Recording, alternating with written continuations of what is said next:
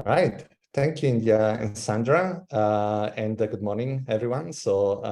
Yeah, my name is Giovanni Ferilli. I work at eBay, and I'm very excited to join this conference, Avalara Next, and introduce you some of the most exciting product launches that eBay has been working on over the last few months or almost a year, which is called eBay International Shipping. And the purpose of eBay International Shipping is really to make cross-border trade as frictionless as it can be. So what we're going to go through today, we're going to talk about why, first of all, eBay has come up with the solution, what was the problem that we're trying to solve, and what was the opportunity. We'll talk about how it works and the main challenges that we encountered. And finally, we'll talk about some of the key learnings and takeaways that we got from it. So to start for a second, obviously, I'm pretty sure that you all know about eBay, but I wanted to still ground everyone here about where eBay is today, because obviously it's a pretty different marketplace from how it started 25 years ago as an auction site. Today, you can find pretty much everything on eBay. We have 1.9 billion live listings available at any time across our different sites.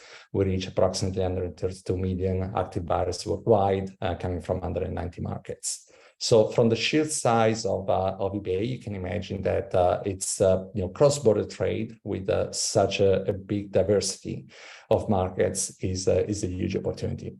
Now, if you think from a US perspective, US sellers, normally the inventory available in the US is not always available to buyers across the world. In fact, we, at the beginning of the program, before we launched actually this program, less than 50% of inventory was available at any time to buyers around the world.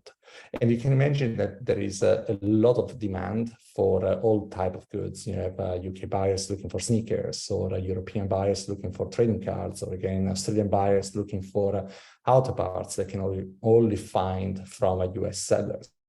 So this was really a big opportunity for us to go after, and not just for us as eBay, but for our eBay sellers. So you can imagine that with such a big opportunity, why wouldn't a seller go after it anyway? And the answer is obviously that managing an international business, particularly in today's environment, is very complex. First of all, you need to think about your items. Can I export the item out of the US, or can I import? Can this item be imported in all the markets around the world? So the eligibility of the item is the first thing that comes to mind as one of the challenges that sellers have to solve for. Then comes the shipping cost. What should I charge the buyers? Do they get charged extra duties or taxes when they import the goods? So another big headache for sellers to think about and to solve. Customs. What happens if there is a problem with customs and the buyers doesn't get the item that I sent? Again, one of the main barriers for sellers to open up and send items outside of the US or even outside of Canada, which normally is the most easy destination, is really a big blocker. Comes the tracking of the parcel. Do I know when and where the item is, and can I help my buyer figuring out what happens if something happens? So particularly with international shipping, transit time can be quite slow. So tracking a parcel can be quite daunting and complex. You have to deal with returns, which is yet another headache, not just because it's complex having to deal with all the regulations in other countries, but also because dealing with returns internationally can be expensive and complex. There could be duty drawbacks or tax drawbacks, all issues that the regular or the normal sellers cannot really solve for. You have parcels losses and damages, which again it's a much more impact on your bottom line than it could be dealing with a domestic parcel loss or damage. You have to deal with feedback coming from international buyers, and finally, you can also have to worry about what is the fees for selling internationally, which sometimes can be daunting. So you can imagine that all these challenges that are complex for any business to solve for can be more or less solved by a large business, large retailers, or a marketplace. But for small sellers, small and medium businesses, which are actually the core of eBay marketplace, this can be very, very, very hard. And not only that, but also international rules constantly change. So we've been experiencing over the last 2 to 3 years a more complex evolution of rules in the international business. Comes from harmonized system codes from Europe, coming with a new regulation about product descriptions and product safety. Hazardous materials, which are not only like your type of chemicals or something strange, but also things simple like electronics, lithium-ion batteries, which can be found pretty much in every single electronic, can really become pretty tricky when you need to export internationally. So without going into all the details, this is just to say that it's extremely hard and painful for small sellers to think about all these issues. And that's why even before eBay International Shipping, only half of the US inventory was available internationally. So why then eBay can take this role? So with eBay International Shipping, the point of this whole solution is to take away all the burden that we just talked about a few minutes ago away from the seller, so that an international sale can become as easy as a domestic sale. So in this description, this example, you can imagine that a UK buyer can actually find all the items that are available domestically in the US, because actually the US sellers will continue shipping items domestically as they used before. And now they can access through eBay International Shipping, through us enrolling sellers into the program. They can actually now have access to all the inventory, obviously the eligible inventory, because there are obviously still items that you cannot purchase because of the international restrictions. You can actually access, thanks to us making it easy for seller to deal with international shipping. So in the way that this happens, when the item sells, when let's say a buyer comes to eBay.com and looks for the item that they want to buy, could be a sneaker, could be an auto part, could be a trading cards, or anything that you can think of. All they need to do is look for the item, be happy with the price, with the shipping cost and any duties and taxes, if applicable. And then when the item sells, what the seller will see is simply a shipping address that is located in the US. Today we are running 2 different hubs, one in Chicago, one close to LA. And once the item gets sent to the international hub, eBay, through its own partners, will take care of all the custom formalities of the custom declaration, and then obviously the international shipping all the way to the UK buyer. Now, the way you explain it and the way you describe it sounds easy, but obviously there is a lot of complexity behind, because every single step needs to be intermediated by eBay.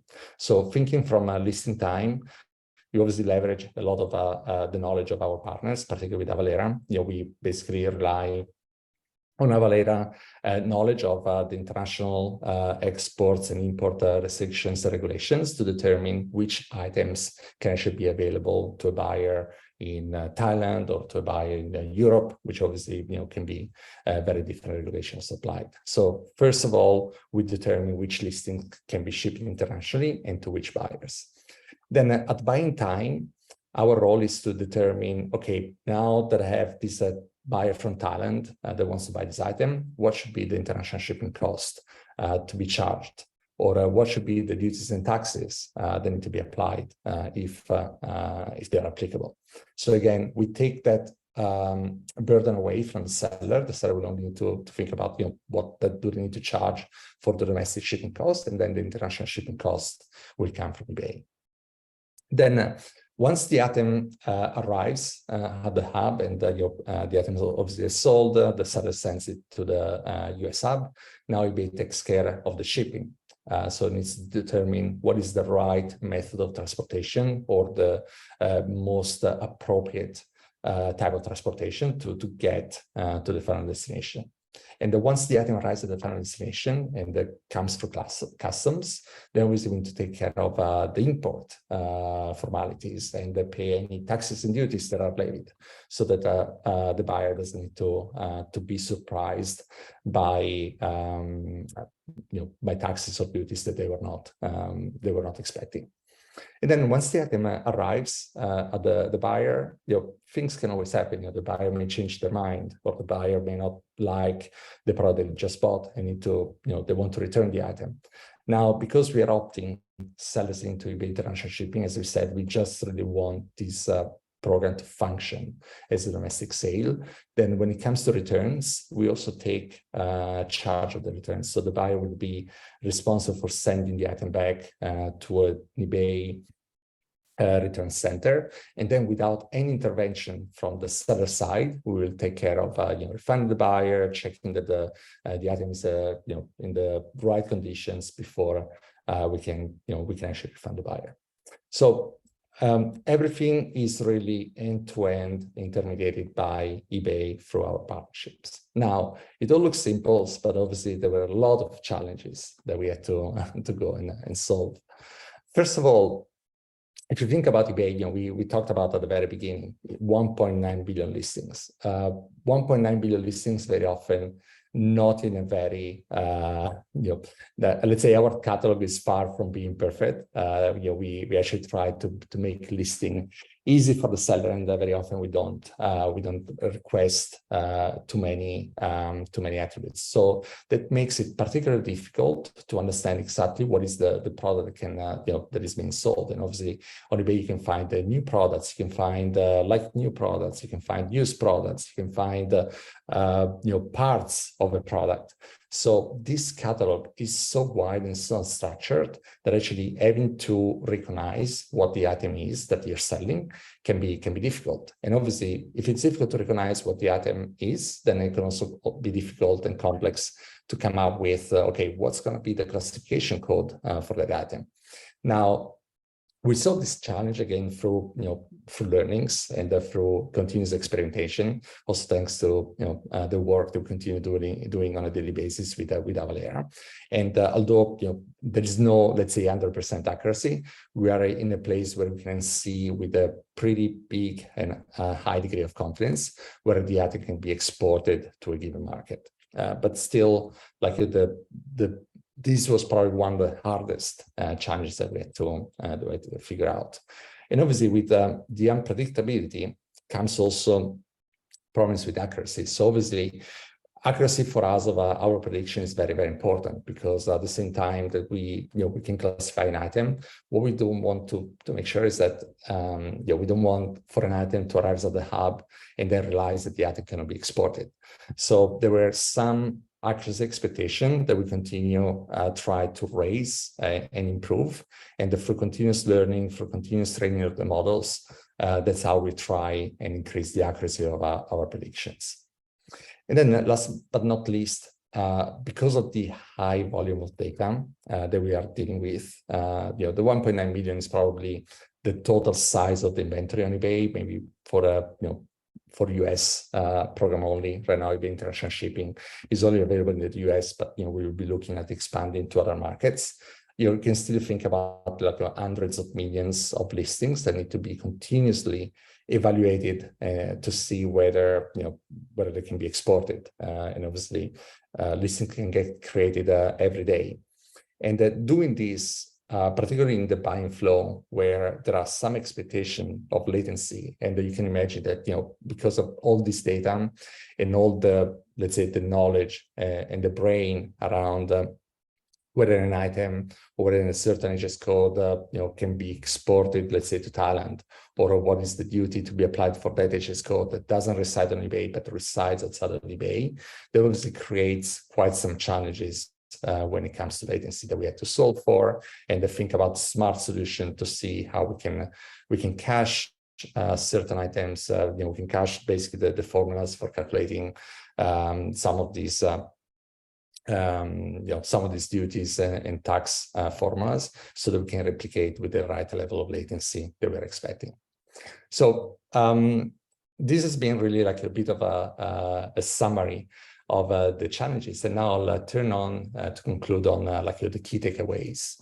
Key takeaways, particularly because eBay International Shipping is definitely a new program, but it's been built on a basis of a pretty successful program that we had before, which was called the Global Shipping Program, which had some, let's say, some limitation. And actually, one of the key takeaways was that, keeping a close loop with the customers, learning from what we learned with 10 years of experience with GSP, with the global shipping program, and the turning into a program that actually works better, that is a better value proposition, could only be possible by keeping a close loop with customer feedback, with what we knew, what was working and what was not working with GSP. So really, eBay International Shipping comes with the best, let's say, that we could take from a global shipping program, plus some add-ons like the managed returns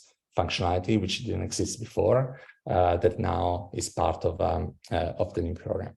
And obviously, the program, it's always harder, let's say, to upgrade, to move from one program to another, rather than to build something new. So one of the biggest challenges was really, as we start moving also some of the sellers that were already shipping international with the global shipping to eBay International Shipping, keeping close loop with what was going on in the community forums, in the social media, and so on, was really, really important, because it kept us on our toes and understand whether there are some problems that we didn't know or that we didn't expect it, so we could go back and solve it. Second key takeaways is that the monitoring is very critical. This is a very, very complex program that touches not only a lot of domains internally, but also a lot of, or at least not a lot, but a couple of partners outside. So there are a lot of points of failures, and keeping close monitoring at all points was very, very, very critical. So as part of any product launch or anything that you end up doing, if you don't know your baseline, and if you don't have key metrics that you're checking at all point, unfortunately, the bad surprises are around the corner. So we learned also, in some cases, not everything is turned out in the right way at all times, but keeping close monitoring and making sure that we had we were ready to act upon was critical for the good success of the program. And then last but not least, be prepared to change, and quickly. Again, the things, you can plan all the ramps that you want, you can plan all things go your own way, but the unexpected is always around the corner. And one of the things that team and our partners have been learned very quickly is that you always need to be prepared to change. You need to have enough leeway in your product resources, in your budgets sometimes, in the way you're actually thinking about the program. And again, as I said before, keeping a close loop with the customers, so you can really be prepared to make some changes, and sometimes to stop also what you're doing. Maybe you're thinking to ramp over a month, maybe it's going to take more time. What's important is that you only have one shot at getting things right, particularly with a company of our reputation. And so it's extremely important that you continuously get ready to make changes to your strategy. So this basically summarizes what I had to show you today. As you mentioned, this is a pretty new program. We've been now working on it for the last 12 months. Most of the sellers on eBay have already been invited, but we're always looking to expand, and I'm always happy to answer any questions that may come at some point later. All right, so with this, my presentation comes to an end. I hope you have learned something new, and that you enjoyed these few minutes together. I'll be at your disposal in case you have any questions. Feel free to put them in the chat. I'll come back to you right after. And with that, I hope you enjoy the rest of the conference. Thank you again, and goodbye.